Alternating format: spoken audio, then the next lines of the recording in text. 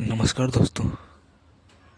तो आज हम बात करेंगे पास्ट कंटिन्यूअस टेंस की। कल हमने पास्ट इंडेफिनिट के बारे में बताया था, तो आज हम इस टेंस की बात करेंगे। तो इस टेंस में देखिए क्या होता है। पहचान सबसे पहले देखेंगे। इसमें वाक्यों के अंत में रहा था, रही थी, रहे थे आदि शब्द जो हैं दिए रहते हैं। जैसे राम बाजार जा रहा था, तो रहा था जो शब्द है वो इस टेंस में आता है वाक्यों के अंत में। ओके। और एक मुख्य बात इसमें, कार्य जो है उसमें कंटिन्यू होता है, यानी कि कार्य जारी होना पाया जाता है। इसमें कार्य जारी होना पाया जाता है ना, कंटिन्यू होता है वर्क।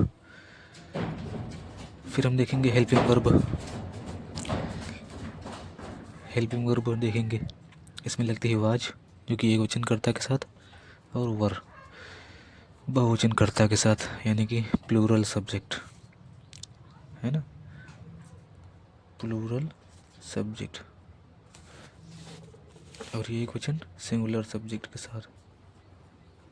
ओके। तो इस तरीके से रूल्स देखेंगे कि किस तरीके से हम लोग टेंस को बना सकते हैं। तो जब तक रूल नहीं आएंगे तब तक हम लोग टेंस को बना नहीं पाएंगे। तो देखिए अफर्मेटिव में रूल वही लगेगा। सबसे पहले लिखते हैं सब्जेक्ट,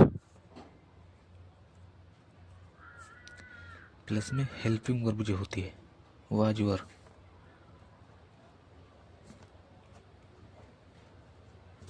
प्लस मेन वर्ब लिखते हैं। इसकी फर्स्ट फॉर्म लिखते हैं प्लस आईएनजी के साथ। जैसे गो है तो गोइंग हो जाएगा, ईट है तो ईटिंग हो जाएगा। ओके। रूल्स वेरी इंपॉर्टेंट है। मेन वर्ब के बाद हम लोग लिखेंगे ऑब्जेक्ट जो बचेगा, प्लस में जो अन्य चीज़ें हैं इसको। फिर नेगेटिव में देखते हैं। नेगेटिव अगर आप लोग ध्यान दीजिएगा, अफर्मेटिव रूल आप लोग अगर बना ले जाते हो तो नेगेटिव रूल ऑटोमेटिकली बन जाएगा। कैसे वो देखते हैं। इसमें केवल नोट लगाना होता है बस।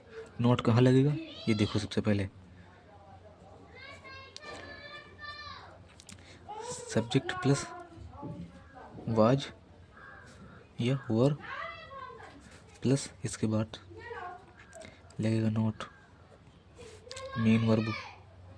अगर कोई पूछता है कि मेन वर्ब कहाँ लगेगा तो आप लोग बताओगे हेल्पिंग वर्ब और मेन वर्ब के बीच में नोट लगता है। ओके। तो ये चीज़ ध्यान में रखना।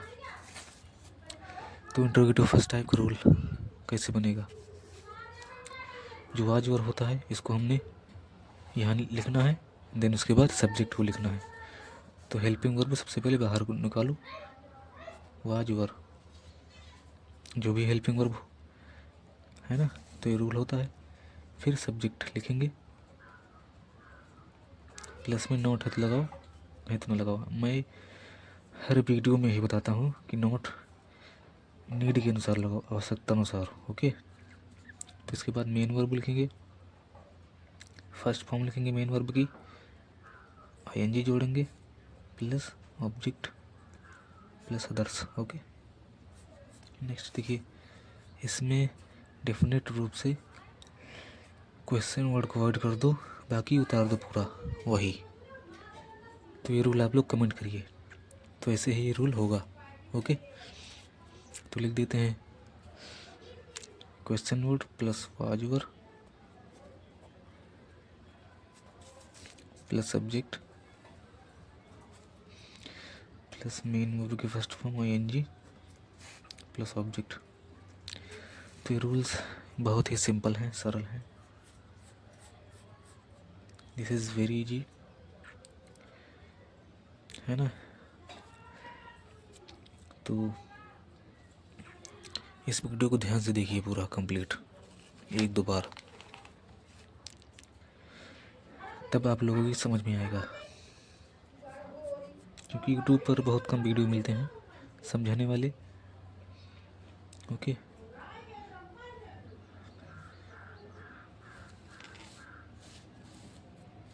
तो अब देखेंगे एग्जाम्पल्स। जैसे वह किताब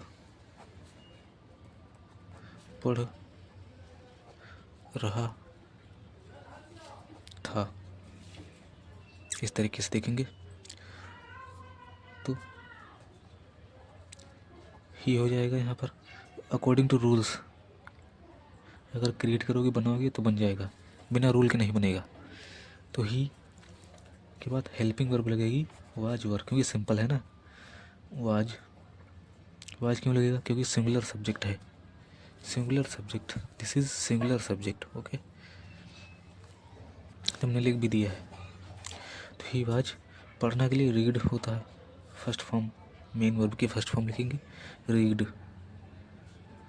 आईएनजी जोड़ेंगे तो रीडिंग बन जाएगा, है ना।